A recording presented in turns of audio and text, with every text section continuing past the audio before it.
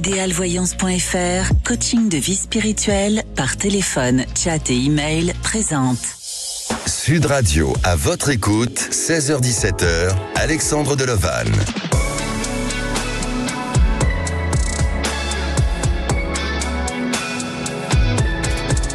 Bonjour à tous, alors je suis heureux de vous accompagner durant cette heure, quels que soient vos doutes ou vos interrogations, je réponds intuitivement et je vous conseille, comme chaque jour dans votre émission, à votre écoute. Alors pour participer à l'émission, c'est simple, il suffit de composer le 0826 300 300 ou tout simplement vous pouvez nous écrire depuis notre adresse de messagerie à votre écoute @sudradio.fr. Sud Radio, à votre écoute, Alexandre Delevanne. Et aujourd'hui, au standard, Zach prend tous vos appels, même comme nous sommes en direct, vous pouvez tenter votre chance et il peut très bien vous prendre pendant l'émission. Et donc, aujourd'hui, ma première auditrice, c'est Elsa. Bonjour Elsa. Bonjour Alexandre. Bienvenue sur Sud Radio. Je suis très contente de vous avoir au téléphone. Merci également Elsa. Alors Elsa, vous êtes de la Drôme, vous avez 54 ans et oui. Vous êtes travailleuse sociale, hein, c'est ça ? C'est ça. Alors Elsa, on va parler aujourd'hui d'un sujet sur lequel on n'a pas souvent ce genre de sujet sur les retours de jeunesse, du premier amour. Et vous, je ne sais pas si ça concerne le premier amour, mais en attendant, vous avez retrouvé quelqu'un. Vous êtes marié depuis 35 ans. C'est bien ça. C'est ça. Oui. Et il y a eu quelque temps là, vous êtes tombé ou en tout cas vous êtes retrouvé face à une personne que vous avez connue auparavant. Hein. C'est ça, tout à fait. Racontez-nous un petit peu. Eh ben, écoutez, en fait, c'était un amour de jeunesse, hein, donc c'était mon premier grand amour lui aussi. Et en fait, il a essayé de passer un bon jour par rapport à mon mari parce qu'il a dû le reconnaître. Oui. Et en fait, suite à ça, on a pu se rappeler par l'intermédiaire de quelqu'un. Et après, en fait, on s'est donné nos numéros de téléphone et on se rencontre de temps en temps. Et c'est des moments très très forts. D'accord. Alors, voilà. Vous êtes marié depuis combien de temps ? 35 ans. 35 ans. Et ouais. Cet homme, vous ne l'avez pas revu depuis combien de temps ? 35 ans. 35 ans aussi. Voilà. Ah oui, effectivement, voilà. Ça doit faire drôle hein, de retrouver quelqu'un au bout de 35 ans. Plein d'émotions. Et oui. Plein d'émotions, plein de choses qui remontent à la surface. Vous êtes souvenu de ce que vous avez vécu ensemble, de vos expériences passées ? Oui, tout à fait. Et auparavant, lui, il était pas loin de chez vous ou vous étiez... était proche. Il était proche. Il était proche, oui. Et comment ça se fait que vous n'êtes pas vus si... Peut-être pas la même route, je sais pas, c'est bizarre, mais voilà. D'accord. C'est vrai que c'est étrange. Bien. Alors aujourd'hui, vous voyez peut-être pour des échanges purement amicaux ou plus. Un petit peu plus. Un petit peu plus. Vous êtes coquine, Elsa. Je plaisante. Et donc, votre mari n'a pas de doute sur la situation ? Je ne crois pas. Vous ne croyez pas ? Non, d'accord. Je ne crois pas parce que je fais attention, je rentre à l'heure.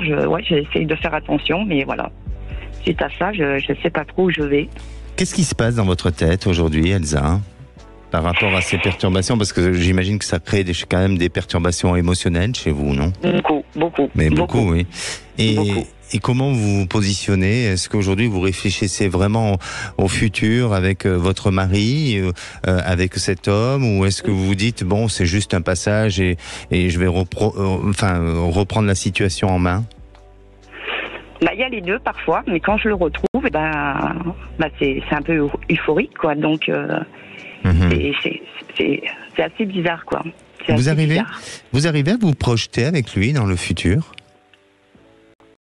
Oui. Oui. Je peux, oui. C'est ce qui peut être dangereux d'ailleurs. Tout à fait. Alors, quelle est votre question aujourd'hui, Elsa ? Savoir où je vais exactement avec lui. Est-ce que lui, il a les mêmes pensées que moi? Est-ce que, en fait, peut-être qu'il veut jouer avec moi, je sais pas. Est-ce que c'est des vrais sentiments, cette retrouvaille ou pas?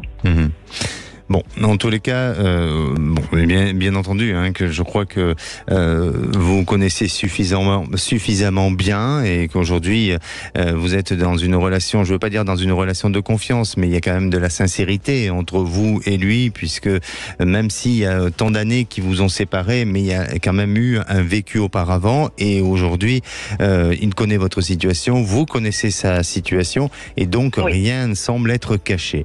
Ensuite, c'est plus sur la notion de la gestion de cette relation qui me semble être difficile dans le temps. Alors aujourd'hui, et même si vous êtes dans une période un petit peu de trouble, une période de remise en question, si vous en êtes arrivé là aussi, c'est parce que vous êtes peut-être fatigué d'un quotidien et qu'avec votre mari, eh bien, il y a aussi cette période de doute, même s'il y a du sentiment, même si aujourd'hui on ne parle pas de séparation ou de divorce, mais malgré tout, il y a quand même vous avez eu auparavant quelque chose de peut-être d'un passage difficile et c'est ce qui vous a amené à être face à cette rencontre et surtout à vivre cette histoire-là. Pensez à votre devenir avec cet homme, cet ami en question et donnez-moi une couleur, s'il vous plaît. Allez.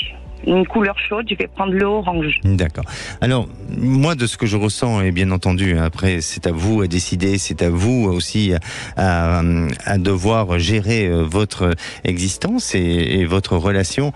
Je ne sens pas cette histoire pour l'instant se terminer. Je pense que vous avez envie, autant l'un comme l'autre, de vivre encore quelque chose, de vivre encore des moments, peut-être des moments de passion, des moments cachés, parce que c'est ce qui peut aussi vous exciter, c'est-à-dire que aujourd'hui, vous êtes attaché à cet homme, mais ce qui peut rendre aussi les choses excitantes pour vous et pour lui, c'est votre histoire, cette histoire un petit peu cachée. Donc je sens pas que les choses semblent vouloir s'arrêter pour l'instant, autant de son côté que de votre côté, mais à un moment donné, eh bien pour vous, ça deviendra difficile, ça deviendra peut-être même voire insupportable, et vous risquez de prendre une autre décision, vous risquez vouloir mettre un terme à cette histoire parce que vous aurez du mal à dire stop à votre mari, à dire stop au mariage et à changer de vie et à la fois vous serez dans cette notion de souffrance et comme un sentiment de subir les choses avec cet homme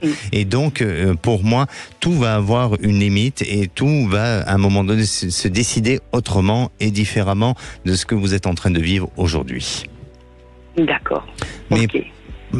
Alors je ne vous donnerai pas le temps parce que je crois que c'est pas tout de suite cette prise de décision et puis à vous après de décider de connaître les limites de tout ça et puis de prendre les bonnes décisions au bon moment. D'accord ? D'accord. Bon. Merci à vous. Merci beaucoup Alexandre. Merci beaucoup Elsa. de m'avoir pris. Merci. Bon après-midi. Au revoir. Sud Radio, à votre écoute, Alexandre Delevanne. Et la parole est à Valérie. Bonjour Valérie. Valérie est là, peut-être pas, bien, écoutez, c'est pas très grave, si Valérie n'est pas là, eh bien, moi ce que je vous propose, c'est qu'on va faire une petite pause, on va se retrouver dans quelques minutes avec Marie. Alors, Marie, elle nous avait appelé pour connaître son avenir avec son compagnon qui vit, lui, en Russie, et à ce jour, il souhaite communiquer seulement par SMS à la suite d'un piratage qu'il a pu avoir sur son téléphone. A-t-elle espoir de revoir cet homme? On en parle juste après, ne bougez pas. Sud Radio, votre attention est notre plus belle récompense. Depuis que j'écoute Sud Radio. À votre écoute, 16h-17h, Alexandre Delevanne. Et de retour sur Sud Radio, merci d'être à l'écoute de votre émission. C'est le moment pour vous de témoigner au 0826 300 300. Vous vous posez des questions, quelles que soient les questions, qu'elles soient d'ordre sentimental, professionnel ou bien sur d'autres sujets. N'hésitez pas à le faire. Et avant de retrouver Valérie, parce que Valérie, on a retrouvé Valérie, eh bien c'est le moment du saviez-vous concernant justement le sujet précédent de notre auditrice Elsa sur sa rencontre du passé Alors, le savez-vous que renouer avec un amour de jeunesse est une décision personnelle? Cette démarche est un voyage de découverte et de croissance personnelle puisqu'elle vous enseigne sur vos désirs, vos regrets et la manière dont vous vous rapportez à votre passé. Et si vous avez vécu une histoire similaire avec votre premier amour, n'hésitez pas à témoigner à l'antenne 0826 300 300 ou tout simplement aussi à poster un commentaire sur le groupe À votre écoute sur Facebook. Et à présent, j'accueille Valérie. Bonjour Valérie. Bonjour. Bienvenue sur Sud Radio Valérie. Merci. Alors, vous avez été sélectionnée par le Standard. On a eu un petit peu de mal, mais ce sont les aléas du direct. Désolée, Valérie. Aujourd'hui, vous êtes sans emploi. C'est ça, oui. Donc, sans emploi depuis mai, puisque j'étais en intérim. Je suis donc sur une mission d'intérim qui a pris fin. Et aujourd'hui, j'aimerais savoir ce vers quoi l'avenir sera tourné pour moi, puisqu'en fait, depuis un petit moment, je suis sur des missions de 6 mois, 8 mois, et puis ou 10 mois, pour l'industrie principalement, et puis j'aimerais trouver quelque chose d'un peu plus stable. Bien sûr. Donc votre question se rapporte à ça, à ce désir de savoir si vous allez pouvoir avoir un emploi stable et surtout aussi durable dans le temps, effectivement. Ouais. Alors pensez à votre côté professionnel et donnez-moi une couleur, s'il vous plaît. Rouge. Rouge. Oui, effectivement, Valérie, vous êtes dans une période où les choses vont bouger et vont changer. Alors, on dirait que malgré tout, jusqu'à présent, vous avez su travailler votre réseau, vos contacts, et par le biais d'anciens réseaux ou d'anciens contacts, eh bien, il est fort possible que vous puissiez être soit rappelé ou tout simplement vous de se ressolliciter peut-être une entreprise ou des contacts que vous avez eus auparavant. Parce que pour moi, il y a une opportunité, il y a quelque chose qui se présente à vous à partir de ce mois de septembre 2024. Donc là aujourd'hui, vous pouvez avoir des petites missions qui s'annoncent, peut-être toujours par le biais de l'intérim, et par la suite, eh bien, ça vous amène à quelque chose de bon et de positif dans ce sens-là, et surtout aller vers un meilleur épanouissement et un secteur d'activité qui vous correspond totalement. D'accord ? Ok, très bien. Mais il faut travailler. Oui, allez-y. Je me posais la question, justement, je travaille beaucoup pour l'automobile et je me disais pourquoi pas je regardais pour justement m'orienter plutôt sur les secteurs autres que l'automobile, pour retrouver une stabilité sur des projets un peu plus longs, quoi. D'accord. Alors, je ne peux pas vous dire si c'est l'automobile ou autre que l'automobile, mais en attendant, c'est au travers de vos réseaux actuels, on dirait que vous vous approchez de cette échéance-là et de ce réseau-là pour pouvoir avoir la bonne opportunité. Ça, ne désespérez pas, ça va arriver. Mais continuez à foncer. D'accord ? Merci à vous, Valérie. Merci. Prenez soin de vous. Merci. Au revoir. Sud Radio, à votre écoute, Alexandre Delevanne. Et à présent, j'accueille Marie. Bonjour Marie. Bonjour. Bienvenue sur Sud Radio et merci. Je suis ravie de vous avoir enfin au bout du fil, Monsieur Alexandre. J'apprécie énormément vos commentaires et je voulais savoir... c'est une histoire ancienne. Je vous ai appelé, vous m'aviez dit que vous étiez amoureux de mon histoire parce que c'est une très belle histoire et pas standard. Pas amoureux de vous, juste de votre histoire, Marie.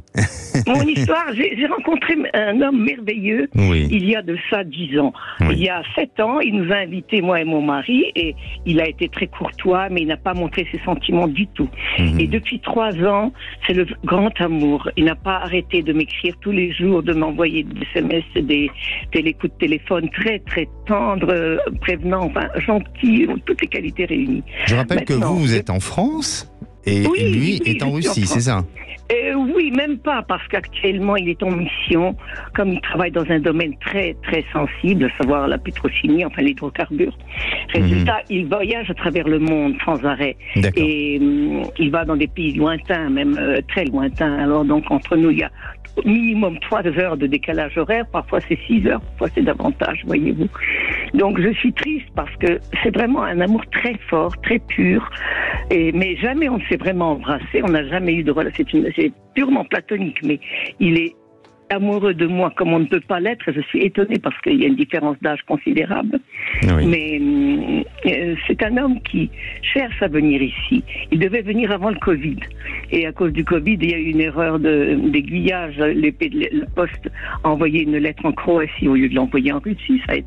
Donc ça s'est bloqué et il y a eu après la zone rouge. Passons. Maintenant, il m'écrit tout le temps qu'il voudrait venir et qu'on ne se quitte plus. Alors moi, je ne sais pas quoi faire, quoi penser. Est-ce que ce sont des rêves? Est-ce que nous avons construit un mythe tous les deux?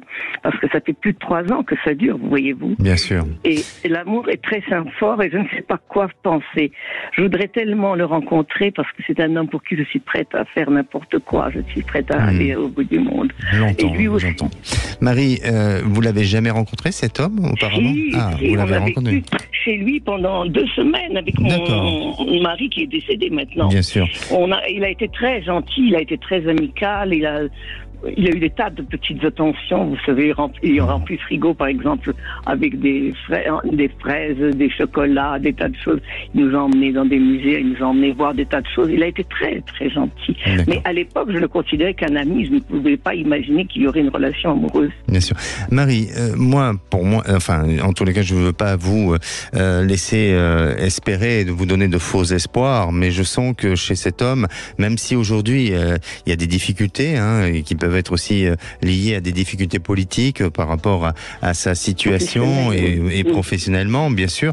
Mais je sens que cet homme va vous faire une surprise et vous êtes amené à le revoir. Il sera amené à se rapprocher. Alors, vous dire qu'il est amené à vivre en France, ça me paraît pour l'instant difficile de vous dire ça. C'est pas que c'est pas impossible, mais c'est que je ne le perçois pas pour l'instant. Mais en tous les cas, ce que je ressens, c'est que cette histoire, elle ne s'arrête pas et qu'il y a la possibilité, la faculté de pouvoir vivre quelque chose encore ensemble. Mais il a des peurs, il a des craintes. Et ces peurs et ces craintes sont peut-être liées à son statut, à des enjeux professionnels. Je suis au courant parce qu'il me dit qu'il ne pourra plus revenir chez lui. Il est condamné à rester à l'extérieur, voyez-vous, parce que ayant une certaine situation, D'accord. Alors, c'est peut-être pour ça, donc effectivement, mais vous êtes encore amené à vivre des bons moments, à vivre une bonne période tous les deux. Mais parce que vous m'aviez prédit en printemps de cette année, là, le printemps est passé, et maintenant je ne sais plus quoi attendre. Ben oui. Alors, est-ce que ce printemps que j'ai perçu, parce que ça peut arriver, qu'il y a un décalage dans le temps, c'est tout simplement l'été indien. Allez, espérons ce moment-là.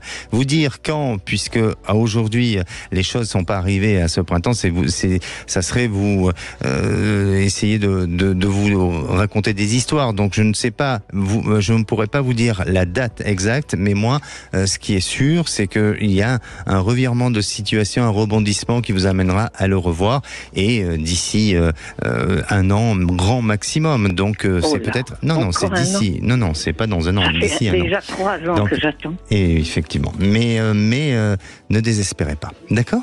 Il m'écrit toujours, je suis toujours avec toi, je te serre dans mes bras, je veux me promener avec toi, je veux apprendre le français avec toi, je veux tout. Il veut tout faire avec moi et m'admirer. Je ne sais pas. Mais qu'il fasse alors. Mais j'ai peur qu'on ait construit un mythe, et est-ce que l'adaptation se fera bien sûr. Pour l'instant, effectivement, vous êtes peut-être sur un mythe, parce que ça se décide de cette manière-là aujourd'hui. Mais comme je vous dis, attendez-vous à du rebondissement et n'hésitez pas. Ma santé s'est dégradée depuis 7 ans qu'on ne s'est pas vu. Vous savez, ça fait beaucoup. En 7 ans, et je ne sais pas si ma santé me permettra de me promener comme il rêve et d'aller dans les musées, de se promener dans la nature, etc., etc. Eh bien, ça sera pour moi possible encore de vivre des bons moments. Merci Marie, prenez soin de vous et surtout tenez-nous au courant. Merci à vous. Et à présent, vous avez un doute avec des questionnements sur votre devenir, un seul numéro, le 0826 300 300. On se retrouve dans quelques minutes avec Ève. Son compagnon a décidé de mettre fin à sa relation au bout de 14 ans et elle a travaillé 20 ans avec lui car elle était sa secrétaire. Il lui a dit qu'il n'était plus bien dans le couple et qu'il préférait rester tout seul. Elle se retrouve dévastée, désemparée. On en parle juste après le temps d'une pause. Sud Radio. Agriconomie.com, le site partenaire des agriculteurs, présente Sud Radio fait son tour de France. Bonsoir Frédéric Brunel, c'est l'arrivée du Tour de France, de l'étape du Tour de France. Oui, bonsoir à tous. L'étape magnifique, 11e étape, Évaux-les-Bains, arrivée au Lieuran dans le Cantal, 211 km. On retrouve sur la route du Tour Vincent Barthaud. Vincent, on a eu une explication entre les deux grands leaders. Oui, effectivement, Pogačar qui a voulu vraiment dominer cette étape, il a attaqué dans le Puy-Marie à une trentaine de kilomètres de l'arrivée, il a voulu distancer son principal adversaire, Vingegaard, qui a perdu pratiquement 30 secondes, mais Vingegaard a réussi à recaler cet écart, il est revenu sur Pogačar dans la descente et ils se sont disputés la victoire tous les deux, ils sont maintenant à quelques 500 mètres de l'arrivée, Vingegaard qui est en train de surveiller Pogačar qui essaie d'attaquer maintenant, il essaie de vouloir le dominer, mais tous les deux ils sont au coude à coude, mais victoire de Vingegaard, c'est incroyable, c'est la surprise aujourd'hui, il a battu légèrement Pogačar d'une demi-roue, c'est vraiment les deux hommes que l'on va attendre. Même pas une demi-roue, hein, Vincent, un boyau, un petit boyau, oui, effectivement. Un petit pneu, voilà. Mais c'est lui qui gagne justement devant Evenepoel qui a fini à pratiquement 33 secondes et on a le groupe qui arrive juste après avec Primož Roglič qui a signalé à chuter à 1,5 km de l'arrivée dans la descente. Mais voilà, pas de changement au classement général, simplement Poggi, on a cru qu'il allait pouvoir dominer cette étape du Massif central, mais Vingegaard lui a créé pas mal de problèmes et effectivement on peut rester sur un point d'interrogation. Qui est-ce qui va gagner à Nice à la fin de ce Tour de France? Suspense. Donc c'est validé, victoire de Vingegaard, ça reste quand même serré, il y a une petite photo finish, hein. Oui, non, mais Vingegaard gagne légèrement, je crois à peine d'une demi-roue, mais il le gagne, effectivement. C'est lui qui a lancé le sprint à 200 mètres. On aurait pu penser que Pogačar l'emporte parce que normalement il est plus rapide au sprint, mais on a l'impression que Pogačar est un petit peu fatigué parce qu'il l'a distancé dans le Puy-Marie. Il n'a pas réussi à creuser vraiment beaucoup d'écart. Il n'a pris que 30 secondes. Vingegaard derrière ne s'est jamais affolé et tranquillement il est revenu un petit peu dans la descente et il confirme que Vingegaard aujourd'hui c'est l'adversaire numéro 1 de Pogačar. Donc victoire dans cette étape très très très serrée de Jonas Vingegaard, dans le même temps Tadej Pogačar, 3e Evenepoel à 26 secondes, 4e Roglič un petit peu après une quarantaine de secondes. Voilà, cher Alexandre. Merci Frédéric Brunel et merci à Vincent Barthaud. Sud Radio fait son tour de France. Avec Agriconomie.com, le site partenaire des agriculteurs. Sud Radio, à votre écoute, 16h-17h, Alexandre Delevanne.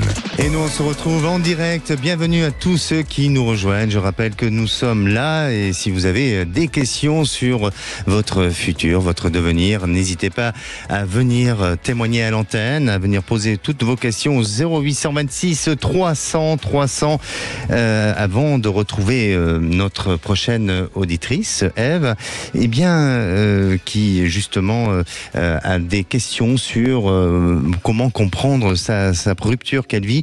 Eh bien, si vous vous retrouvez dans une situation comme l'a vécu auparavant Marie avec son amoureux qui vit en Russie, ou si vous vous retrouvez aussi dans une situation de vivre votre premier amour, je vais vous donner quelques conseils pour pouvoir revivre son premier amour de jeunesse avec beaucoup plus de facilité. Alors, il est vrai qu'oublier son amour de jeunesse est rare. Vous vous rappelez de nombreuses choses de votre histoire. Vous pouvez vous rappeler des anecdotes, des moments partagés et revenir à son premier amour de jeunesse. C'est aussi vouloir peut-être revenir à la naissance de l'amour, car le premier amour représente une sorte de mythe, comme nous l'a si bien dit notre précédente auditrice Marie, avec des souvenirs parfois qui donnent l'envie de revivre une seconde jeunesse, parce que vous avez tendance à idéaliser non seulement votre premier amour en tant que personne, mais aussi la relation que vous viviez avec cette personne. Par conséquent, le fait de revivre une histoire à ses côtés serait comme retrouver une nouvelle jeunesse. Mais aussi, c'est la recherche d'une connexion perdue. Parfois, ce sont aussi les regrets qui peuvent vous conduire à vouloir entamer de nouvelles histoires avec ce premier amour. Et vous avez donc été contraint de subir la rupture sans que ni l'un ni l'autre vous ne soyez en mesure mesure de faire quoi que ce soit. Et puis, la nostalgie des premiers amours, on garde toujours un regard bienveillant sur une première histoire d'amour, car les moments partagés étaient uniques, et pourquoi pas se donner une chance à faire revivre son passé avec une nouvelle maturité et une expérience différente de la vie. Et à présent, j'accueille Ève. Bonjour Ève. Bonjour Alexandre. Alors, Ève, merci de me recevoir. Merci à vous, merci de votre fidélité à l'antenne de Sud Radio. Ève, est-ce que vous avez déjà vécu ou revécu une histoire avec votre premier amour ? Non, revécu, non, je ne l'ai jamais revu. D'accord, jamais. Et non. Est-ce que ça vous a amené à y penser ou... Oui, quelquefois. Oui. Quelquefois, oui. D'accord. Oui, avec nostalgie. Avec nostalgie, effectivement. Alors, Ève, aujourd'hui, vous êtes un peu en souffrance sentimentale, affective, puisque votre compagnon vous a dit il y a un peu plus d'un mois qu'il souhaitait vivre seul, que cette relation ne lui convenait plus. Oui. Alors que malgré tout, vous avez 14 ans de vie commune, 20 ans que vous travaillez ensemble en tant que secrétaire, vous étiez sa secrétaire. Oui. Bon, quelles sont les raisons? Comment ça s'est passé? Et aujourd'hui, quelles sont les prises de décision aussi face à tout ça? En fait, les raisons, c'est juste, il me dit juste qu'il n'est plus bien avec moi et il n'y a pas de discussion possible. Il estime que c'est comme ça et qu'on ne revient pas en arrière. Notre couple était fragile depuis 2 ans à peu près. Mais bon, là, j'ai rien vu venir. Ça m'est tombé dessus comme ça et voilà, et donc du coup, je ne reconnais pas du tout la personne que j'ai connue pendant 14 ans et même plus, et c'est très déstabilisant et je ne sais pas comment réagir de mon côté. Qu'est-ce que je dois faire? Est-ce que vous pensez que votre... C'est mari ou compagnon? Compagnon. Oui. Est-ce que vous pensez que votre compagnon a une autre histoire en parallèle? Oui, j'ai pensé, oui. J'ai pensé. Il me dit que non, mais je pense que oui. Il vous dit non pour pas vous faire mal, peut-être? Peut-être. Alors, je ne veux pas vraiment essayer de vendre la mèche ou quoi que ce soit, mais pour moi, ce que je ressens, c'est qu'effectivement, cet homme est arrivé au bout d'une situation, au bout de quelque chose, et aujourd'hui, je crois qu'il a beaucoup de stress sur le plan professionnel, et d'un point de vue familial, eh bien, ça lui a créé une certaine forme de lourdeur, une certaine forme de, je dirais, d'angoisse, qui l'a amené à décider de changer les choses. Et puis, l'influence extérieure l'a amené aussi à réfléchir autrement, à influencer les choses pour aller peut-être vers une autre route, vers une autre direction, et c'est ce qui vous a éloigné aujourd'hui de cette réalisation sentimentale dans laquelle vous avez été jusqu'à présent. Pensez à votre devenir sentimental, donnez-moi une couleur s'il vous plaît. Bleu ciel.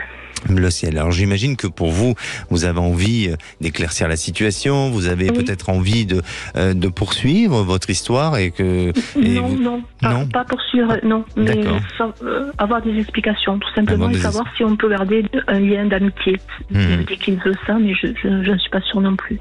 Vous vous sentez libéré aujourd'hui? Libéré, mais en même temps complètement perdu. Ben oui. Alors, pour moi, oui. Vous allez être amené à avoir des explications. Vous allez être amené à pouvoir un peu éclaircir les parties, les zones un peu sombres de cette histoire et de cette rupture-là qui vous a amené forcément à cette fragilité. Il va s'expliquer, il va donner des raisons. Il donnera peut-être pas toutes les raisons pour lesquelles vous avez été amené à vous séparer, mais en attendant, il y a quand même possibilité à ce qu'il y ait du changement et des possibilités à ce que pour vous ça vous amène à y voir plus clair sur la situation et aller vers autre chose. Donc ça va demander encore un peu de temps, mais vous verrez que d'ici la fin de l'année et notamment à la période de septembre-octobre, eh bien il y a un personnage en lui qui lâche ou qui se modifie, qui change et qui permet de trouver un peu plus de sincérité et de dialogue avec vous. Et d'empathie, j'espère, c'est ce qui me... Et d'empathie, effectivement. Il a été dur avec vous, Il est très dur en ce moment, oui. Il est dur parce qu'il a peur, peut-être, de retomber et d'être dans cette faiblesse-là. Il est peut-être dur aussi parce qu'il culpabilise, tout simplement, de ce qui vous a fait vivre, tout simplement. D'accord ?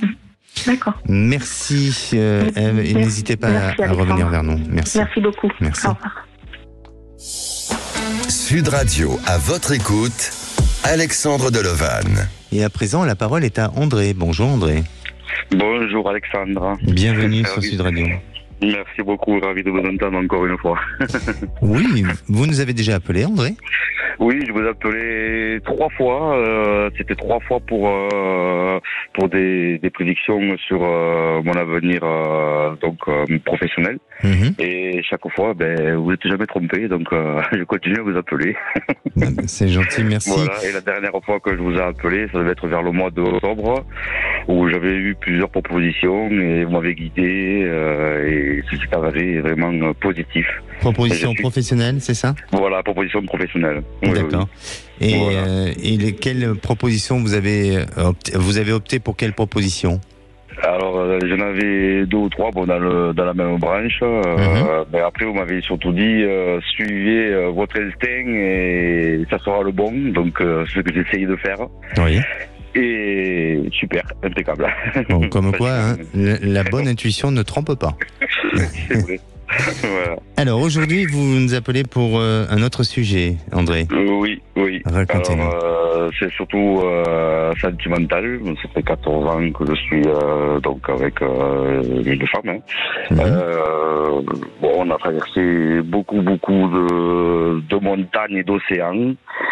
Et maintenant, que la vie professionnelle est arrangée, j'ai un peu les vieux dossiers qui ressortent dans ma tête. Oui. Et donc, je sais pas quoi ça va venir. Voilà. Vous lui en voulez ? Oui. Mais vous lui en voulez sur quoi ? Qu'est-ce qu'elle a fait ? Disons qu'il y a eu des tromperies. Okay. Pas mal de... Voilà. D'accord. Et est-ce que aujourd'hui vous posez des questions sur votre devenir sentimental, certes, oui. Mais est-ce que vous, tout simplement, en tant qu'homme, en tant qu'individu, vous avez envie de vous projeter autrement et différemment ? C'est-à-dire que jusqu'à présent, vous avez tenu votre rôle d'homme marié, de parent aussi. Vous avez des enfants ? Oui. Donc de parents, d'hommes mariés, et aujourd'hui on dirait que, alors c'est pas de l'égoïsme, hein, mais on dirait qu'aujourd'hui vous avez vraiment envie de vivre votre vie pour vous faire plaisir et d'avancer comme vous avez envie d'avancer. Est-ce que vous êtes dans cet objectif-là ? C'est vrai, surtout professionnellement. Et oui, effectivement, c'est pour ça, pour moi, je pense que vous avez accepté, vous avez supporté, vous avez toléré certaines choses, et aujourd'hui, même si vous avez l'impression qu'il y a des choses sur lesquelles vous en voulez toujours, je crois pas réellement, parce que sinon, vous aurez déjà éclairci la situation, ou vous aurez déjà pris des décisions. Mais je crois que c'est plus vous qui ressort en tant qu'individu, en tant qu'homme, avec cette volonté de se dire aujourd'hui j'ai envie de me réaliser pour moi, j'ai envie de créer un nouveau statut d'homme au niveau vis-à-vis de la société, vis-à-vis de ce que je suis, vous voyez, avec de nouvelles ambitions, avec de nouveaux challenges. Et malheureusement, et attention, je suis pas en train d'incriminer votre épouse, mais l'engagement dans lequel vous êtes aujourd'hui sur le plan familial, eh bien, ça peut pas vous permettre de pouvoir faire tout ce que vous avez envie de faire.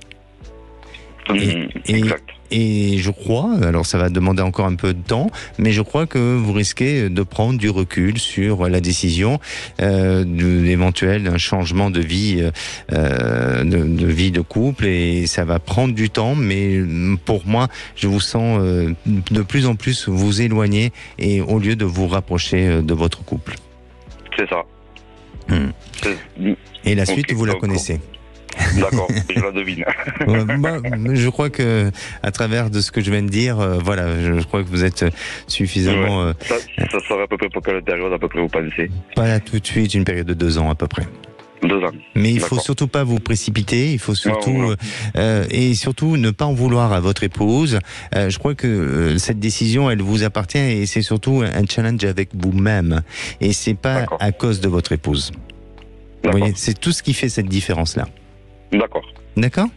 Merci beaucoup, Alexandre. Et pour moi, ce que je pourrais vous dire, et pour conclure ensemble, c'est soyez heureux, profitez de ce que vous avez à profiter, de ce que vous avez envie de vivre au niveau des loisirs, des activités, et restez comme vous êtes.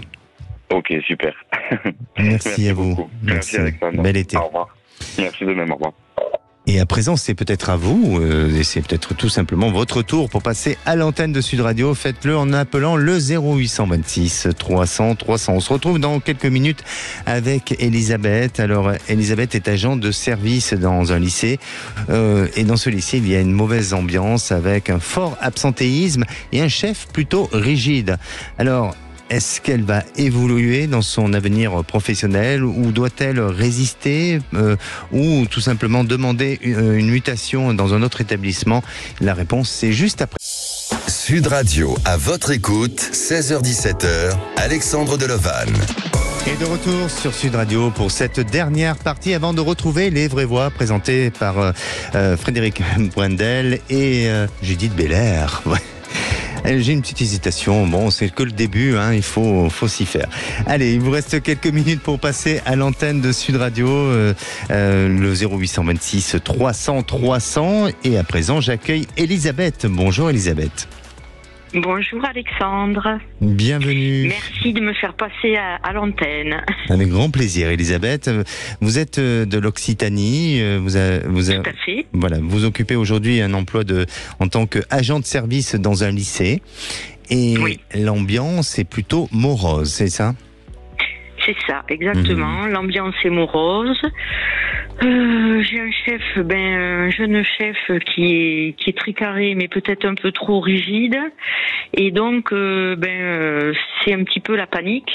Et moi-même, je commence à arriver en bout de course.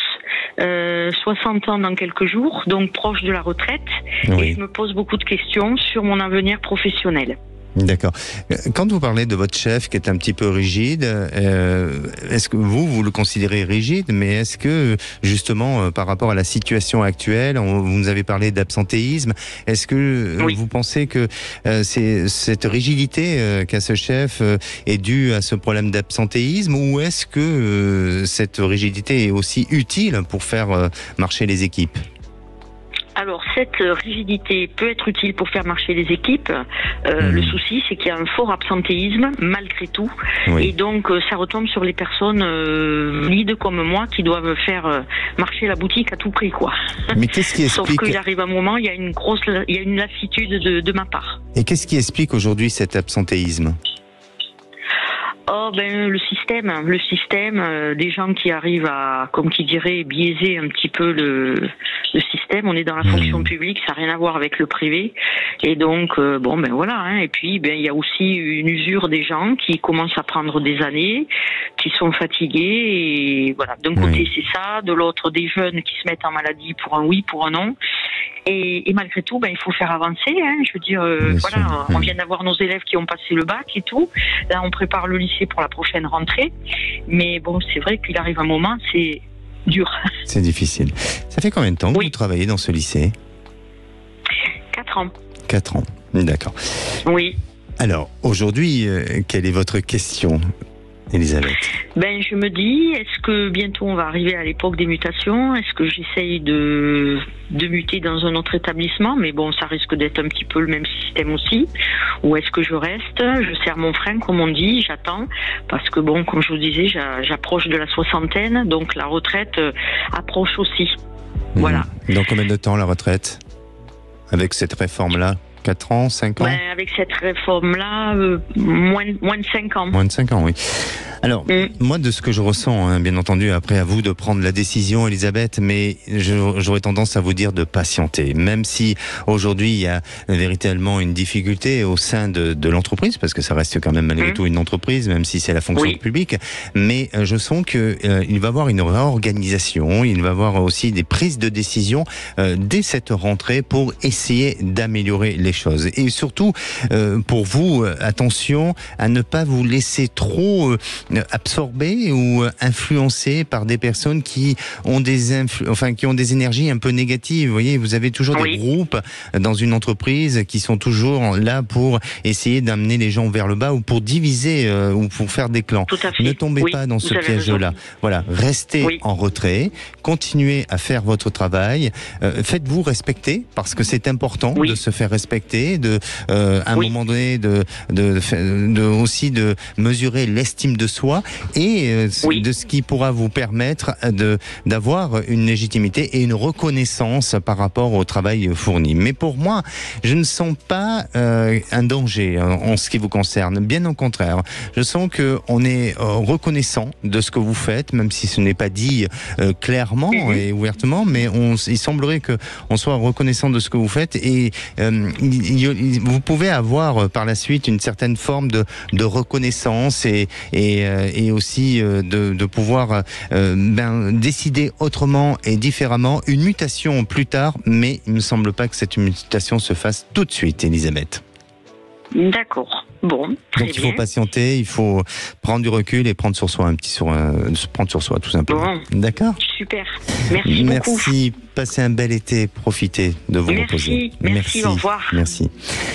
Et pour conclure, je dirais, se souvenir de son premier amour de jeunesse, c'est prendre conscience que l'âge garde une belle âme, tout simplement. Oh. Eh oui. Est-ce que vous vous souvenez de votre premier amour, Judith? Moi, je travaille je marquais au fer rouge, presque. J'ai envie de dire. Ouais. Moi, je travaille tous les jours avec elle. Non, c'est pas vrai, Judith. C'est pas. Flattery will get you nowhere, darling. Dernier amour. La flatterie ne vous amènera nulle part, cher Frédéric Brindel.